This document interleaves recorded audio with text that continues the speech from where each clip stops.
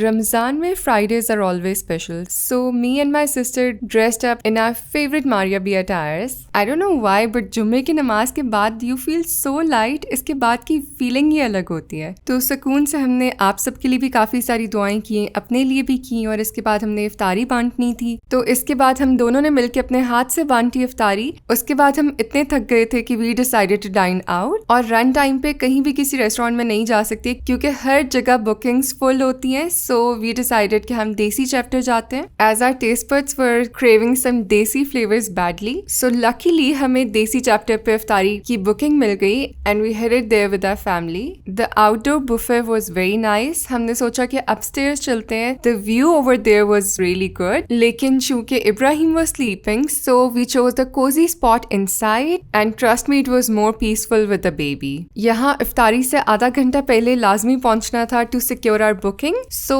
Settle down होने के बाद तो बस दुआएं ही करनी होती हैं क्योंकि this is such a divine time. क्या पता कौन से रोजे में कबूलियत की घड़ी और आपकी दुआएं कबूल हो जाएं. And then it was time for the iftar और मुझे इनकी प्रेजेंटेशन बहुत अच्छी लगी. It had a proper desi vibe. शुरू में तो सारे फ्राइड आइटम्स थे जिनमें समोसास, बारबेक्यू विंग्स, पकोड़े, हुमस और कटलेट्स थे. Chaat corner was really good. Salad में भी काफ़ी सारी ऑप्शंस थी. मैं तो इतनी ओवरवेलम हो गई कि मैंने ये सारी ऑप्शन से ही अपना पेट भर लिया. लेकिन इसके बाद तो खाना भी सर्व होना था. मेन कोर्स के लिए मैंने कैपेसिटी ही नहीं रखी और वाकई जैसे ही खाना लगा आई वाज सो टेम्प्टेड. लेकिन एक और वजह भी थी. Their mint margarita was so good कि मैंने वो इतना ज़्यादा पी लिया कि खाने की गुंजाइश ही नहीं बची. खैर वैसे भी हम इफ्तारी जब घर से बाहर करते हैं तो it's not for the food mainly, it's for the experience and the vibe. So it was on point. हमें बहुत मजा आया और हम दोनों ही चाय लवर्स हैं तो इफ्तारी के बाद हमें बहुत अच्छी सी चाय चाहिए होती है. यहाँ पे मिक्स टी तो नहीं थी बट लेकिन सेपरेट टी से हमने इतनी फिट चाय बना ली कि सारे दिन की जो थकावट थी ना वो